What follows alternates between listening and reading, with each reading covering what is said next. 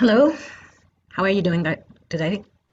My name is Maria de Blasi. I am part of the Bridges to Health New Mexico organization, and I am coming today to give you the next part of the health lectures that we're giving to you guys. Today, the topic of today is going to be sabotage. I am going to be sharing some slides to go through what we're going to be talking about, and I'm also going to be sharing some YouTube videos for us to watch during the recording. Please remember to leave any comments or doubts or questions down below, and we will gladly answer all of your questions or talk about any doubts that you might have. And also feel free to stop at the offices of Bridge to Health New Mexico at 628 Riverside Drive in Española, or you can call with your doubts to 505-591-4200. And you can talk to Tana, or like I said, you can leave a comment on the bottom. Thank you for watching, and I'm going to go ahead and start with the screen.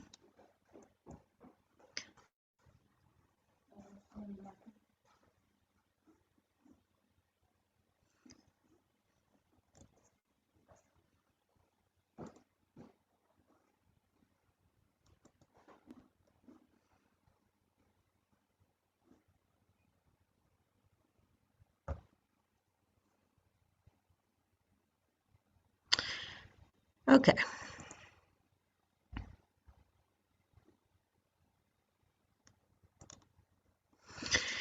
Sabotage.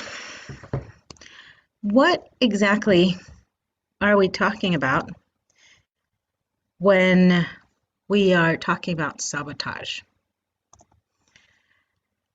The sabotage is the phenomenon of ourselves and or those who love us and those who don't getting in the way of our health behavior change plans.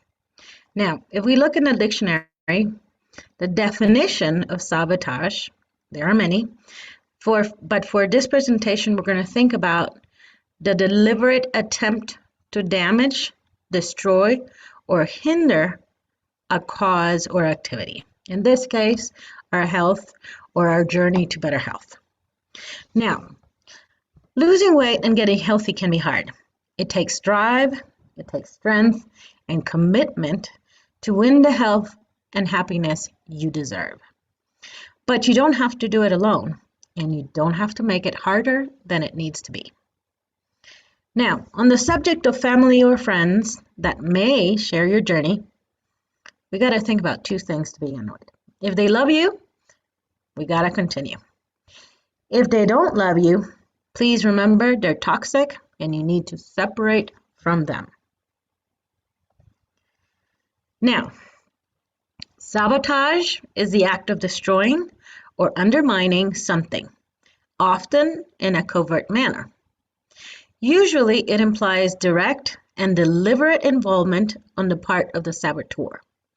That's why most of the time the word is used in relation to spying or business situations where it's the insider that's causing the damage. Now, we say behavior is said to be self-sabotaging when it creates problems in daily life and it interferes with our goals. The most common self-sabotaging behaviors are procrastination, self-medication, be that with drugs or medications or alcohol, comfort eating, and forms of self-injury. So these two show us that there's actually two kinds of sabotage. The exterior kind, when it's other people that are sabotaging our journey, or interior, or self-sabotage, when we are doing the sabotaging. We're going to be talking about both of these points. We're going to start with the exterior sabotage, and then we're going to go with the interior. Now, like I had mentioned before, we're going to be doing some slides. Then we're going to be doing a couple If we have time, 3 videos to kind of help us explain these points. And if we have time at the end, we're going to go through some worksheet and a letter. So stay tuned. Being and staying healthy is hard. It's not just a physical game, it's also mental. And one factor that consistently blocks the win is thinking of this as an individual game and not a team sport. Research proves that people who have a strong support system are more likely to lose weight, keep it off, and remain healthy. The same research shows that the failure rate for people is significantly higher when friends and family actively undermine efforts to exercise and eat better.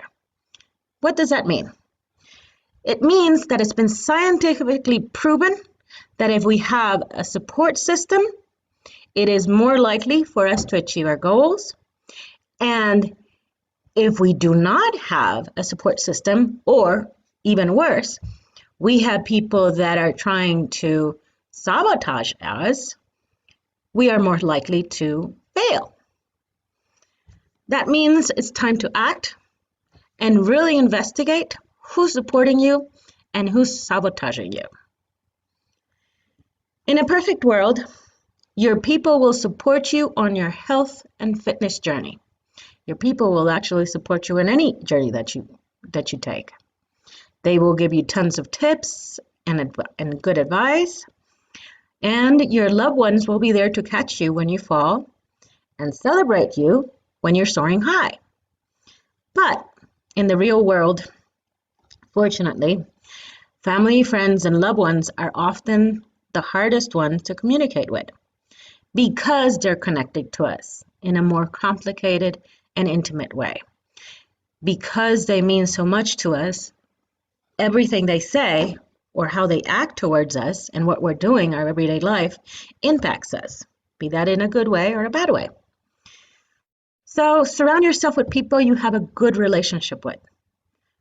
Supported people who care about you, people who are there to enjoy the time together. Surround yourself with people who want you to be great and avoid those who want you to stay the same. Remember, life is about journey, and it's always upward and onwards. You want to surround yourself with people who care, people who are genuine, and people who want to see you better. These type of people want the best for you and will offer you the tough love you need and the encouragement you have been looking for. Now, do's and don'ts. We're going to start with the do's. Do assume benign intent. Now, these apply for friends, family, loved ones. So think of them as that. Think of them as your family, as your loved one, as your friend. They are there to support you, and you need to show them how. So they're always going to have a good intent. They're always going to want to see you better. So sometimes, even though their intentions are best, they don't know exactly how to approach you. So it's in you to show them how you need them to support you. Put yourself first. Your own well-being comes first. You want to be respectful and attentive to others as much as you can, still, while not bending over backwards to make someone else happy or satisfied. Instead, remember that you have a history together, or you have a relationship that has created habits and routines for when you are together, and let those thoughts guide you. Be present and direct. Stay true to yourself, grounded in your own integrity. Be direct and assertive when you express yourself. Stay focused on how you respond. Encourage people to express themselves. Let them fully state their point of view about the issue without interruption. The idea is to remain as neutral as possible. Just listening may be enough to allow someone to feel like they could say what's on their mind. Showing respect for other differences may go a very long way. And reflect on what they're saying. So remember, 4 points of do's. Always keep yourself positive and think positively of the people around you. They have a good intention towards you. They want you to do better. They might not know how to communicate the best, so you got to show them how to do this. You got to help them get to where you want them to be in their support towards you. You should be thinking about yourself first and foremost in this journey. Be caring towards them.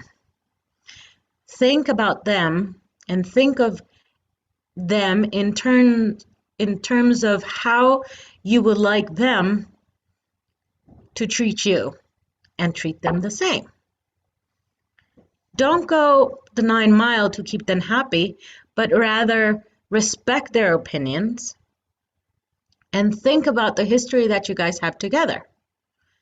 And when trying to communicate, think about all that.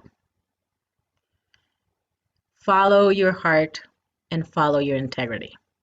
Be assertive, but be caring. And also, listen. Always listen. Be attentive to what they're saying. Everybody has a different point of view. We need to respect other people's point of view and maybe sometimes even put ourselves into their shoes. Trying to reflect on what they're saying, why are they saying this, and change our perspective a little bit. It helps us to express ourselves and allow others to express themselves. Now, don't. What is it that we do not want to be doing? 1, don't try to fix the other person. It is very hard to change somebody else, and there's no reason why you should be doing it. Accept that change is hard for all of us, at least in the beginning. Ask this person to listen and meet you halfway. Compromise. It's important to temper your expectations about what others can and want to do. But always remember, they want to help. You're not trying to fix them. You're not trying to change them. It's not about you, usually.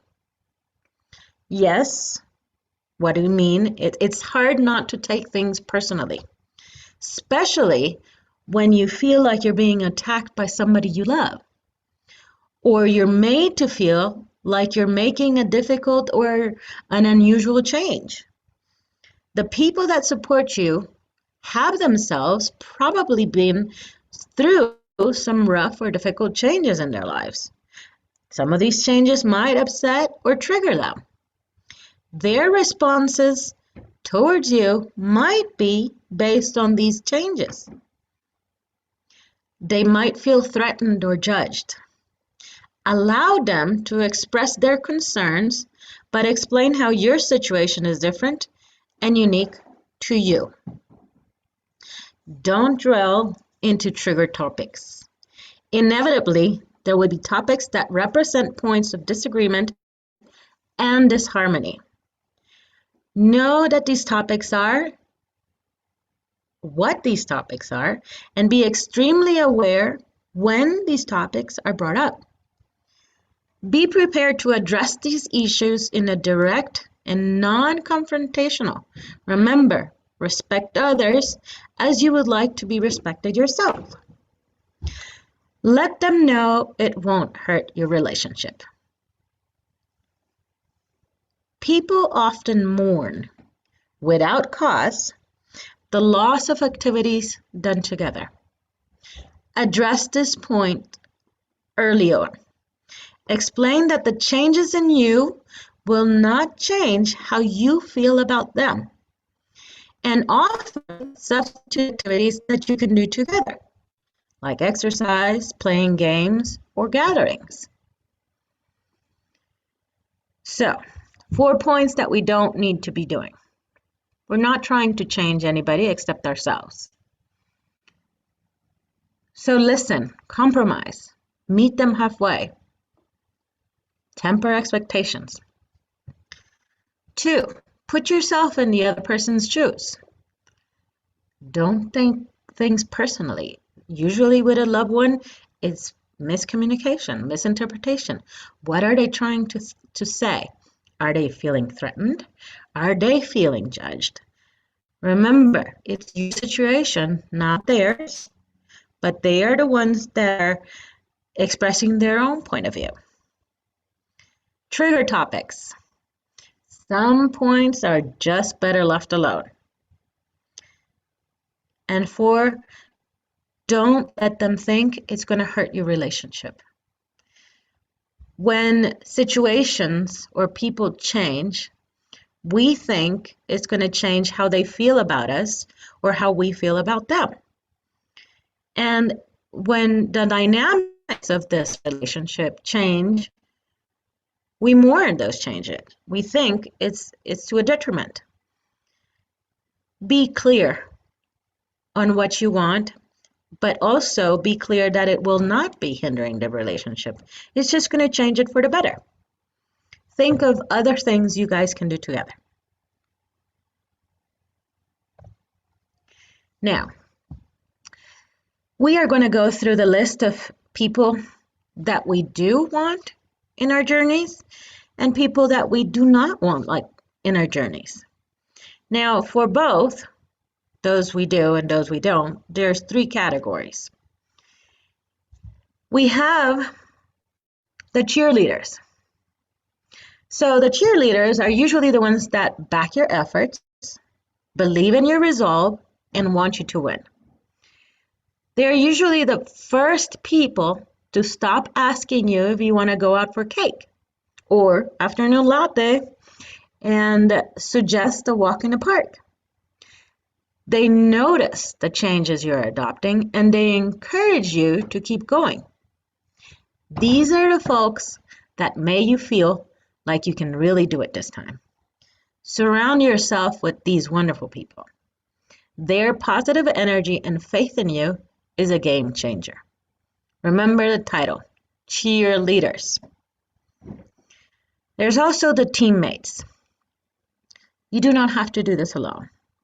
All journeys through life are hard. Everybody needs a support system. Remember what we said. If we have a support system, we are most likely to succeed. So we need teammates.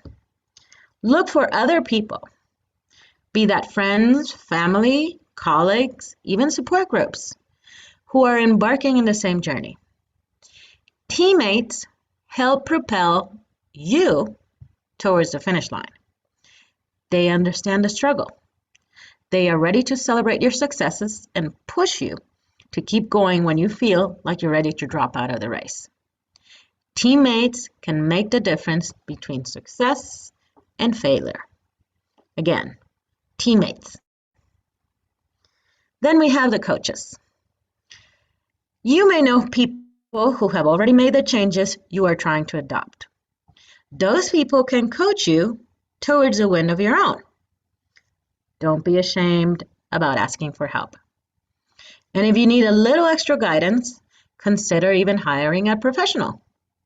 Coaches, like teammates and cheerleaders, will encourage you and spur you on to victory, but they also have expertise, training, and techniques to help you do it. Whether it's a life coach, a wellness coach, or a fitness coach, an expert can sometimes help you see your strengths and weaknesses in a whole new light. They can help you put together a serious game plan that could be the difference between success and failure. So remember, what are the 3 types of people we're looking for? Cheerleaders, the teammates, and the coaches.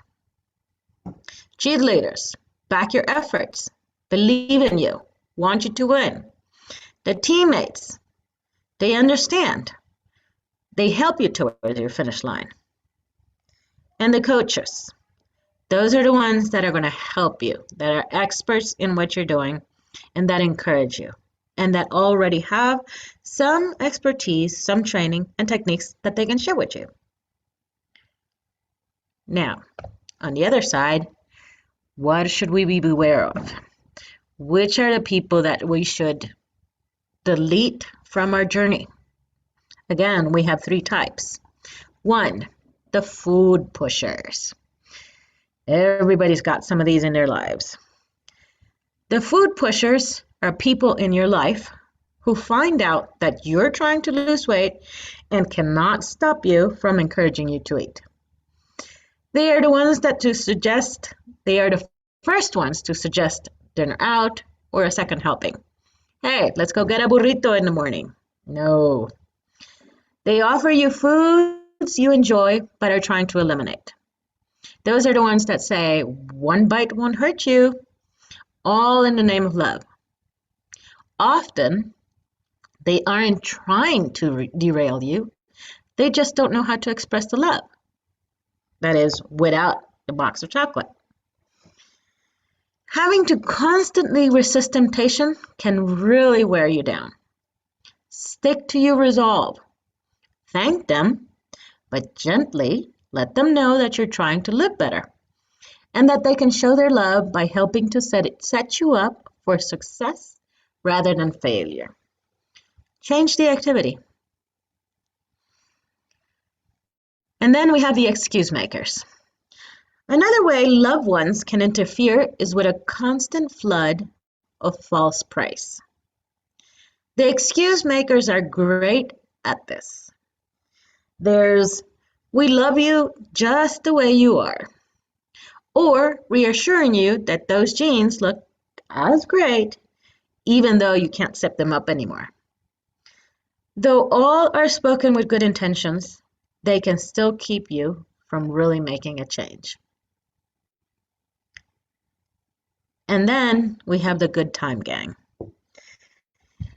The good time gang are those that can't resist a party. You are included in every food-centric outing, every dinner, every snack, every calorie-laden gathering because they just love you. And of course, they will never let your glass run dry and load you up with sinful snacks. There is no doubt the party crew is really hard on a weight loss plan. So, summarizing, what are the 3 that we should be aware of? The food pushers. Come on, you can have another one. Or hey, let's just, stop at McDonald's on our way home. No. The excuse makers. Oh, you'll be fine. Oh, don't worry, you'll be okay tomorrow. And then the good time gang, the ones that are always hitting the buffet, the ones that are always going around with the carton of beer. You want to try and avoid those. Think about different activities. If they're loved ones, they will understand when you talk to them. If they're your friends, try different activities. So, what are we looking for? The cheerleaders, the teammates, and the coaches. What are we avoiding? The food pushers, the excuse makers, and the good time gang.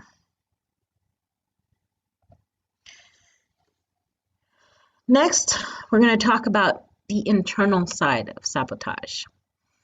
Everything up to now has been how other people influence our journey, how they can influence the way we see things, the way we handle ourselves.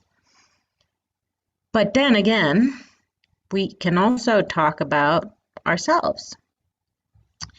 So, self-sabotage occurs when we destroy ourselves, be that physically, mentally, emotionally, or we deliberately hinder our own success and well-being by undermining our personal goals and values.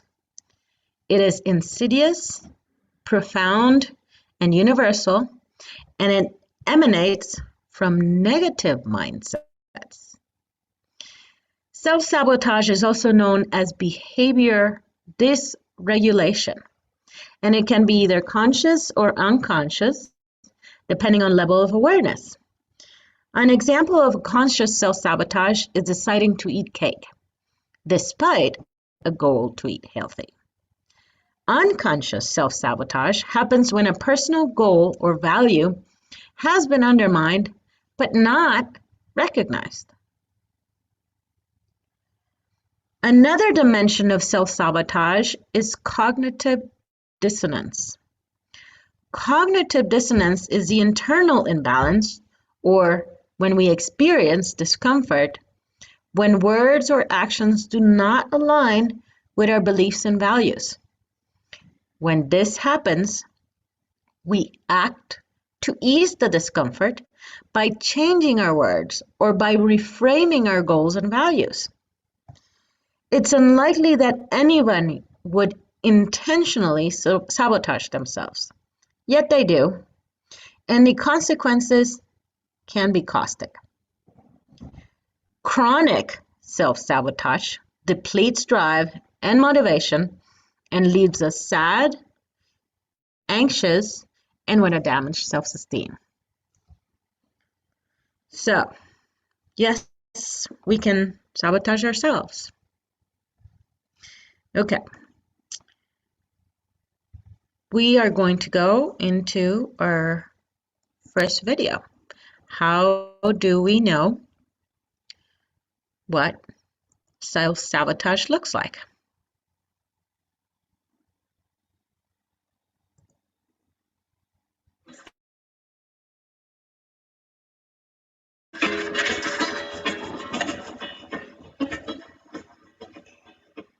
Hey, Psych-Goers, and welcome back to another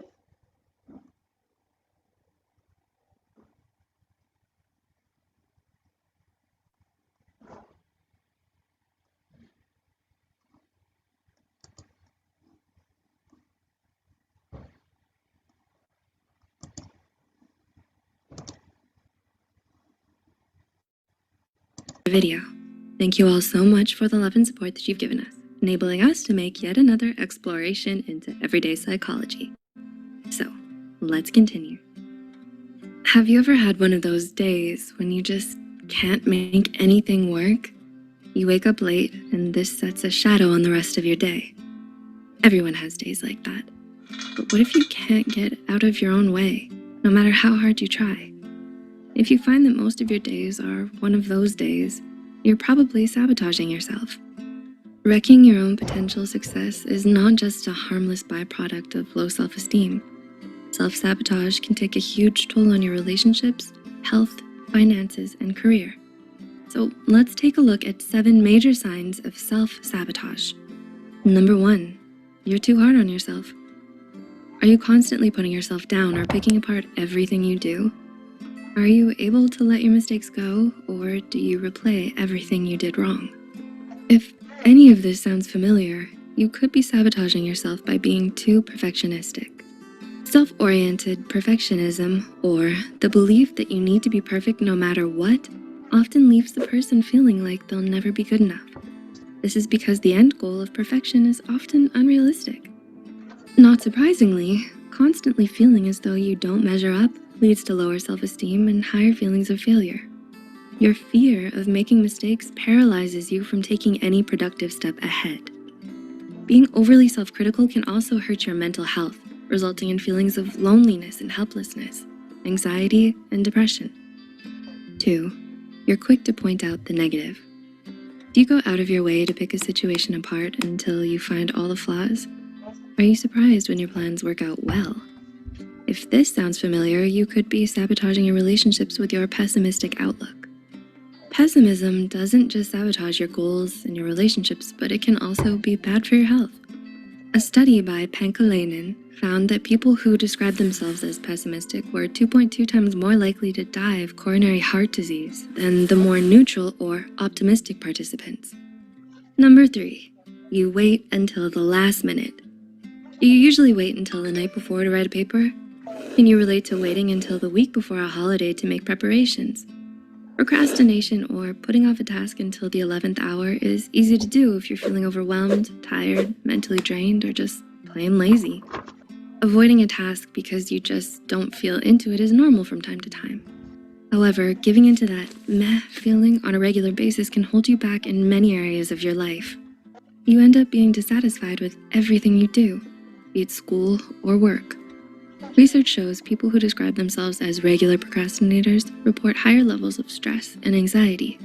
They also are more prone to depression. 4. You're disorganized.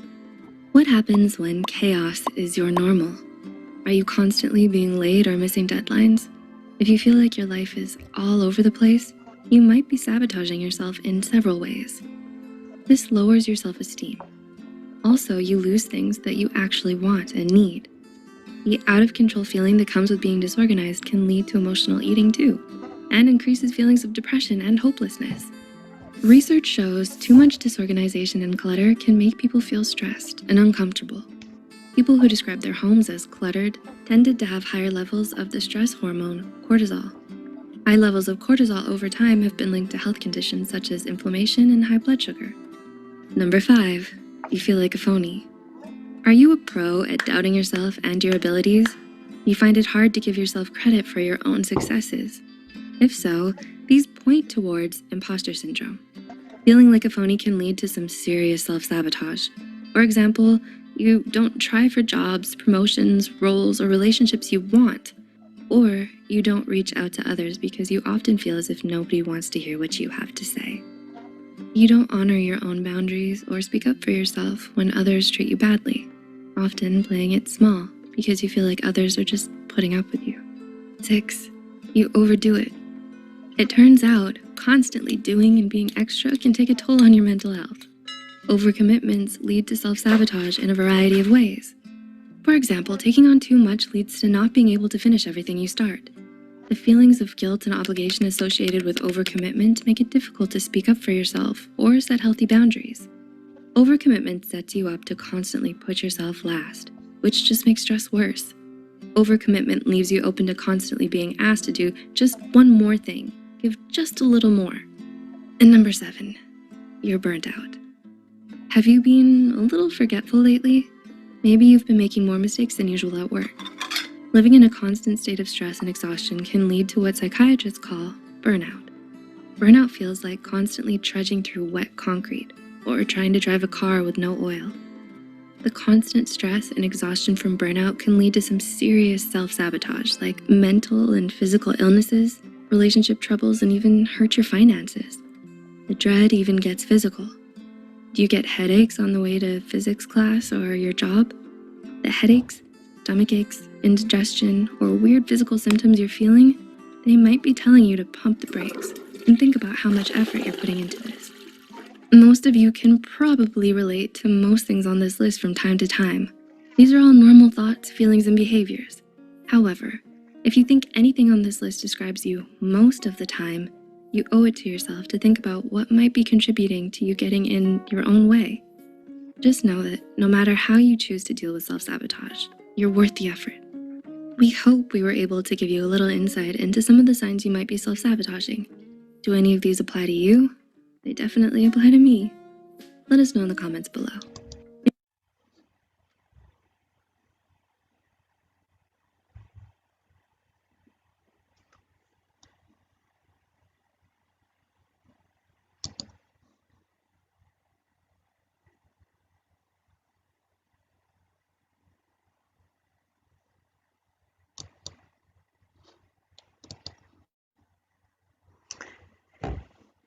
So,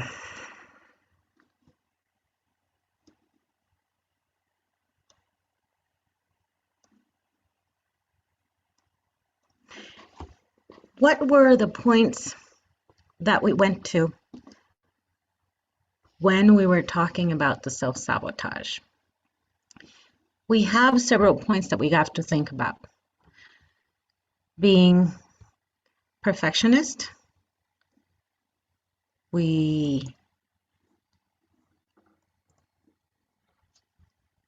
wait until the last minute to do things? Do we have negative thoughts? Are we disorganized? Do we have our house cluttered? Do we think of ourselves as being imposters? Do we think that we do not deserve the praises, that we do not live up to our own expectations? Or do we simply feel burnt out? Now, like it said at the end of the video, many of these feelings are normal once in a while. But if we go through any of these all the time, constantly, and it's a forever thing, 24/7, that's a symptom of self-sabotage. Now, what do we do? What can we do? There are many things we can do. So, again, I'm going to share a video.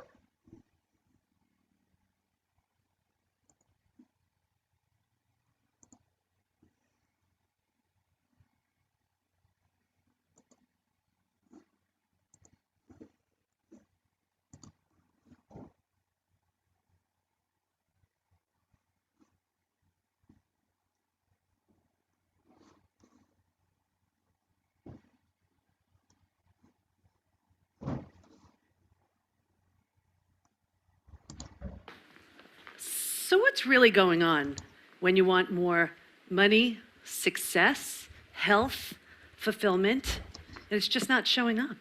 I mean, sure, it can be due to a lack of focus or strategy or some bad habits. But in my work, which is getting people to their physical, mental, and emotional best, I found very often it's something so much more protective, primal, and subconscious, which I'll explain using 3 clients whose names I've changed. Let's start with Claire, CEO, top of her field. She's been climbing the corporate ladder for 25 years. Eats, lives, breathes her work. And one day, she feels a restlessness. She can't quite put her finger on it. So she decides to relieve some stress by going back to the gym. And after a few weeks, she's got lots more energy, lots more clarity. And this is when it hits her how unfulfilling it's been to climb the corporate ladder in a field she chose just to please her parents. She starts dreading going to work. Questions come up, like, well, what else would I do? This is all I've ever known. I've given up everything for this. Now what? Too confronting. It's too overwhelming. So she doesn't even realize she's doing it, but she stops going to the gym and sabotages her success. Next, take Margot, who for the last 10 years has been balancing her job, her marriage, her kids. She's exhausted. She gets up early to go to work, get everyone ready for their day, goes to work, comes home, makes dinner, cleans up, and passes by her husband to crash in bed as he's just sitting there watching TV on the living room couch. She feels so empty, overweight, overwhelmed, exhausted, unhappy, unfulfilled. So she decides to start eating a little bit healthier to get her energy back up, get the weight off. She cuts out the sugar and her afternoon lattes. After a couple of weeks, her clothes are fitting much better. She's got lots more energy. And this is when it hits her that the lack of confidence she had with the extra weight on had her play small. She settled for a job she never liked. She also realizes she's grown apart from her husband. She's feeling things like, is this all there is? I feel so unloved. I feel so unappreciated. She's worried if she keeps feeling these things, will she want to leave her job? Will she want to leave her husband? It's too big of a risk. It's too scary. So she doesn't even realize why she's doing it. She goes back to the sugar and the lattes and sabotages her success. And finally, take Greg, who for the last 20 years has been meeting up with his buddies every week, where they get together, grab a beer, and complain about their jobs and their wives. And one day it hits him. You know, there's got to be something more than this. So Greg decides to do some personal development work. He starts watching a few TED Talks. And after a couple of weeks, he's becoming inspired by all he's learning, how he's growing, and he realizes, you know, it's not fun to complain about his job anymore, especially without a plan to do something about it. He wants to talk to them about it. He's all lit up. He wants to share what he's learning. Secretly, he's hoping to inspire them too. Instead, they just make fun of him and his new ways. As they do, this is when Greg realizes he's outgrown them. He has less and less in common with them, and he feels torn. He'd have to explain way too much if he stops meeting up with them each week. So he doesn't even realize why he's doing it. But he stops with all the personal development work. And when he meets up with them now, he's drinking more than he was before, sabotaging his success. So why do we sabotage ourselves, and what could possibly be the benefit? Change is scary, creates a new awareness, new perspective, poses a huge threat to what's been so comfortable and familiar, even if what's been so comfortable and familiar stinks. You know, it can almost feel like you're facing a death, no matter which way you turn. You either face the death of what you just learned you want, or you face the death of who you've been, now that you're ready to become someone new. As if this weren't bad enough, with all this stress, you've ignited the stress response, creating this cascade of stress-related symptoms and illnesses, conditions, even disease. You know, it's so much easier to sabotage yourself and just go numb through either drugs, alcohol, work, food, TV. You just want to keep the feelings down, but they just keep coming back up again. Going back to what you know, sabotaging your success feels like and seems like the much better option. I mean, yes, it keeps you small, but you also feel it keeps you safe because your head is spinning with ideas like, will these changes lead me to lose my friends, my job security? Will you hear how selfish or crazy you are? Will you have to deal with judgment or criticism at the same time you're dealing with your own self-doubt about what you're up to? These are big questions. Thinking is hard. Being honest about what you want is hard. Change, that's even harder. You know, you heard change could be great and look something like this, but all you can picture is something like this. Because these changes could impact so much, create such snowball, such a domino, thing you can to make the feelings go away. Until you can't. It's as if you've been taking all of your energy, holding onto a pebble, because if that pebble dislodges, there's gonna be a landslide. And then there's that moment where the pain of where you are becomes greater than the fear of the unknown. You're standing on the edge, ready to jump, without the security of knowing that there's anything to catch your fall. And even with that, in a sacred and deeply personal moment, you make the decision. The risks are great, but the rewards, they could be so much greater. It hits you in a moment like this, and then you get to work. I mean, sure, the self-doubt may still be there. You still want to sabotage yourself, but you push through it anyway because you realize you're meant to be, do, or have more. Maybe you realize you've been sleepwalking all this time.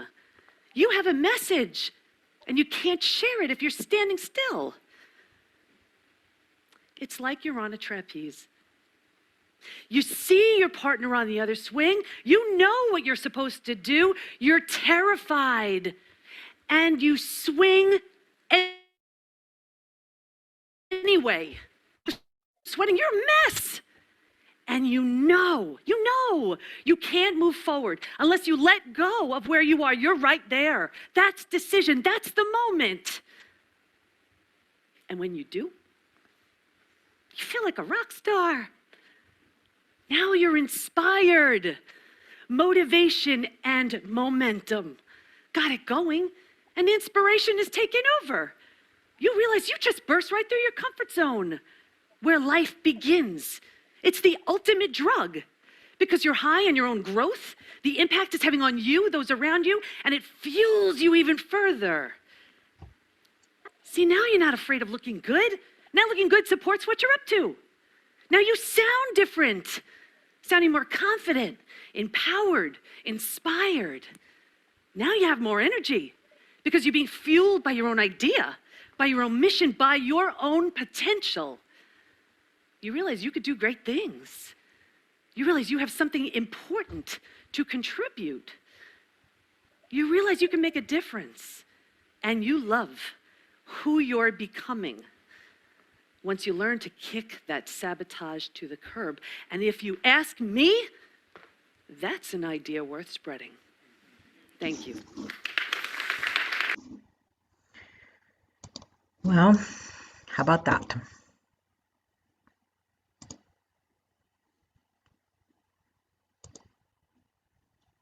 There's a lot of things we can do to stop self-sabotaging. I have two things I would like to share with you before I finish. One, it is a small worksheet that we're going to go over the questions so that you can do at home. It is an exercise to evaluate if, when, and how you are self-sabotaging yourself. And the second one is a letter that we can write to our loved ones to help them better understand what we need in our journey. So, our workshop, worksheet. Okay, so how to stop self-sabotaging behaviors. So now that you understand better how and why some people have self-sabotaging thoughts and behaviors, you are ready to change. Now, overcoming these thoughts and behaviors take time and effort, but completing this fellowship, this worksheet, can help you. So, question number 1. How would you define self-sabotage? What does the concept mean to you? First question, think about it.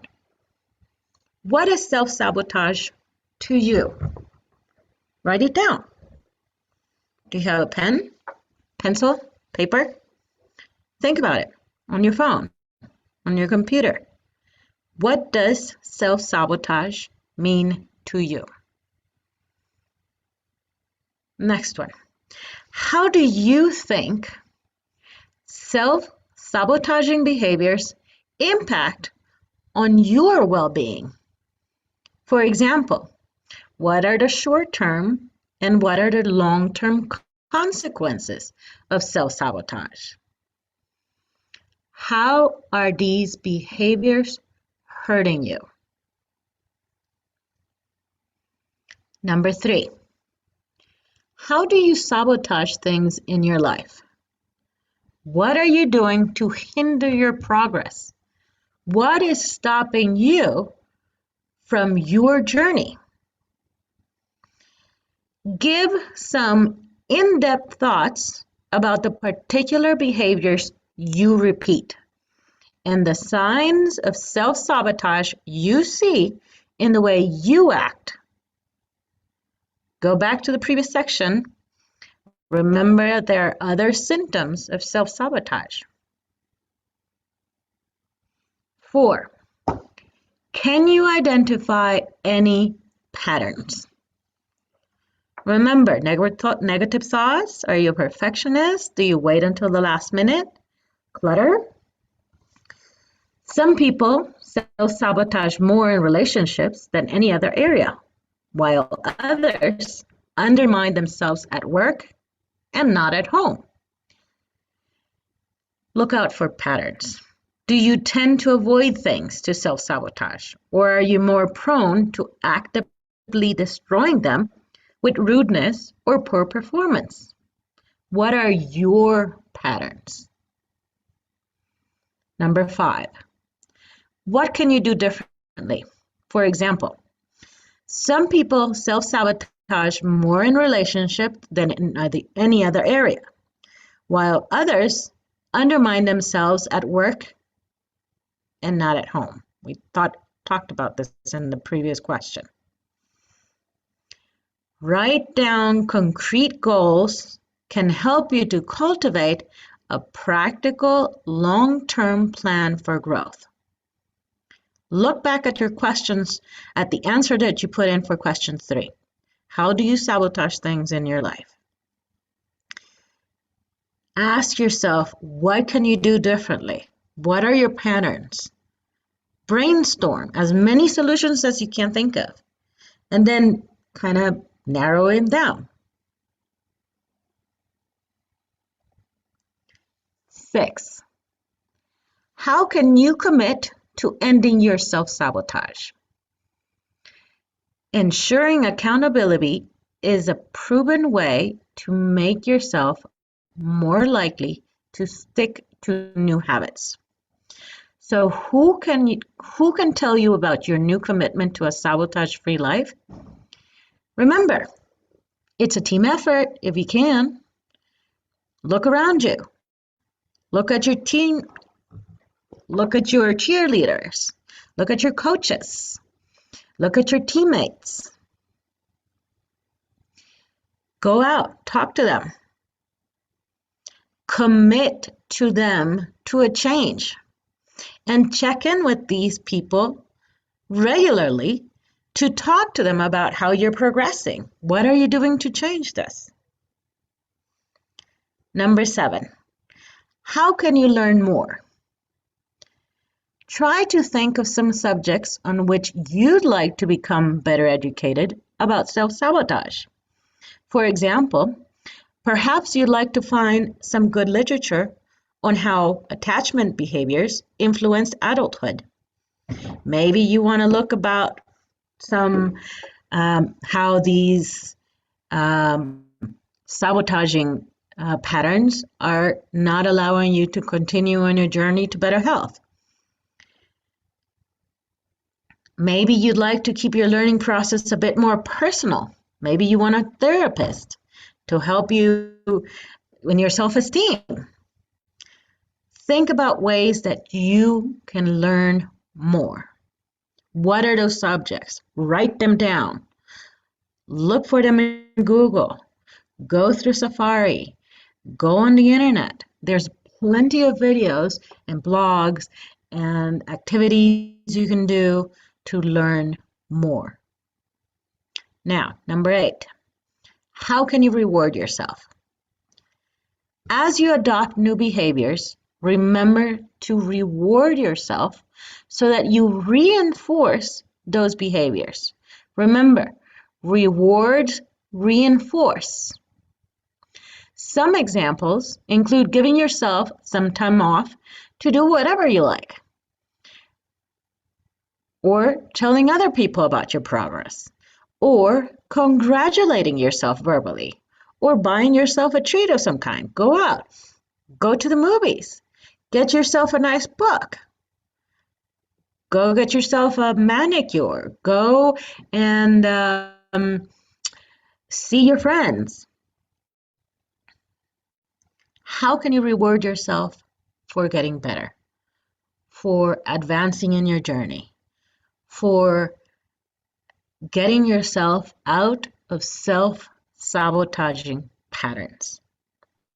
Now, number 9, what will you do when it's hard to stop self-sabotage? Stopping self-sabotage is never easy. There are patterns, there are habits, there are things we have done for a long, long time in our lives, and we need a lot of help. Friends, family, therapists. It is something, it takes effort and sweat and tears sometimes to get there. So what are you going to do when it's hard? What are you going to do when you're at the bottom of the curve and you can't see the light at the end of the tunnel? Have a plan to follow. Talk to your coaches. Remember, that's what they're there for. Talk to your teammates. Maybe your loved ones will have something that they suggest that you can do. Don't close yourself. Have a plan to follow in case you're struggling to put an end to your self-sabotage. So, for example, again, call a therapist, make contact with your life coach, schedule a meaningful chat with a close friend, write in a journal. You can contact Tana at Bridge to Health. Remember, 628 Riverside Drive. You can call us 505-591-4200. We can help. We can be part of your coaches. We can be part of your teammate. Follow a plan. Have something to back you when it's hard to go on, when you're struggling. Okay. Remember, don't get discouraged. Don't keep it to yourself. Don't get carried away. Don't feel guilty. There are many things. This is a journey that many of us are going through. We need teammates. We need coaches. We need to understand that we're human, and that we need help most of the time. And it's not easy. It's hard. So drop hints. Show your friends and family your plan. Start small. Do not be embarrassed. And do write it down. This is how you deal with sabotage. So, to end this, self-sabotage is more prevalent than we realize.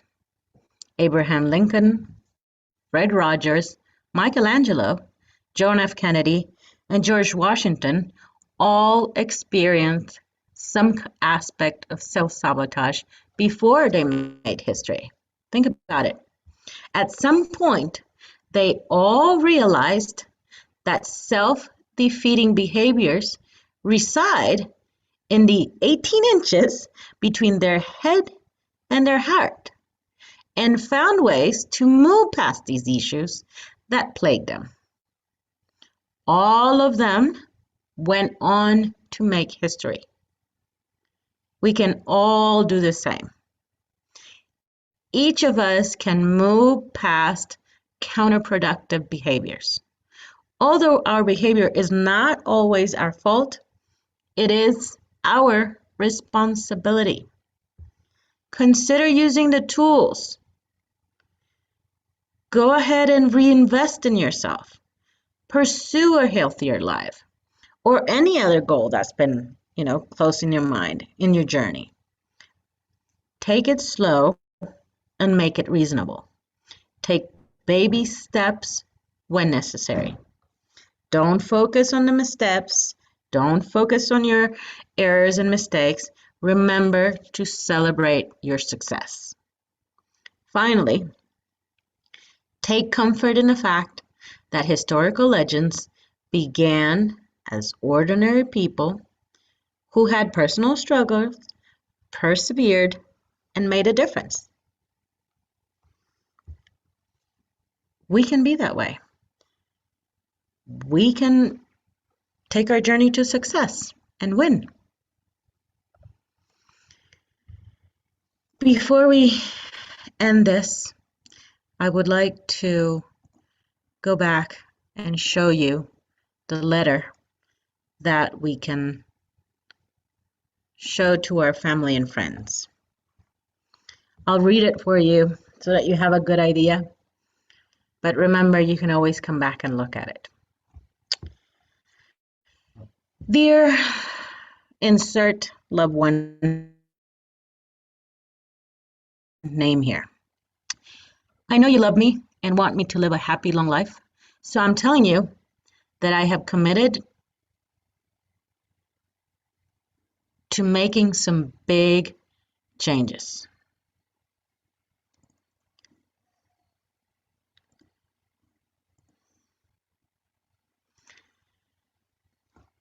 I'm trying to eat nutritious foods and exercise regularly. I'm taking this commitment seriously, and because I love you, I will need your help. Be honest with me. I'm overweight and I want to lose weight safely and slowly. Listen to me and offer me advice, but please don't minimize the problem. Don't criticize or make fun of me. You love me, so please don't criticize me for wanting to change for the better. Don't make fun of me because I'm overweight or trying to lose weight. Let me be in control. It's my choice. No one besides me can decide how much I weigh. Don't monitor my food. Don't tell me I don't need a second helping or such a large portion. It only makes me feel bad about myself, which sometimes leads me to overeat. Also, don't tell me what I should or shouldn't eat. I must feel in control of my body. Be there for me. Support me, encourage me, and compliment me. I want your help finding affordable ways to exercise, shopping for more healthful foods, and finding activities to do together that don't involve eating. Don't exclude me. Don't make me the black sheep because I'm eating differently. Our time together is about our relationship, not about what we are eating or drinking. Love me. Tell me that you love me regardless of what the scale says. Tell me I'm smart, beautiful, successful, lovable, and talented at any weight. I need to hear it. But also tell me that you understand that losing weight will make me healthier. Be patient with me. Losing weight doesn't always happen overnight. I want to commit to good habits, and that takes time, patience, and sometimes more than one try. Please don't judge me when I fall off the wagon. Instead, offer me a hand to get back up. Thanks for listening or reading, and please take this advice to heart. I need you on my team. Love, me.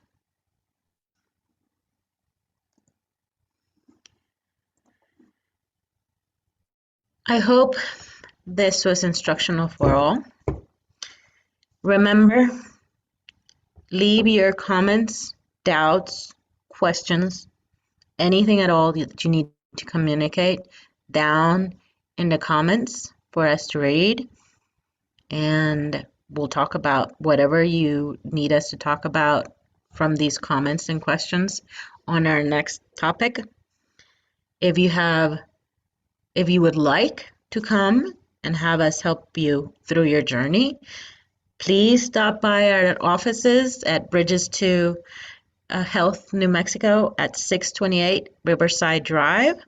You can also call us, simple, 505-591-4200. My name is Maria. You can ask for Tana. Feel free to stop by, say hello, leave us a comment. Thank you very much for your time, and I will see you next time.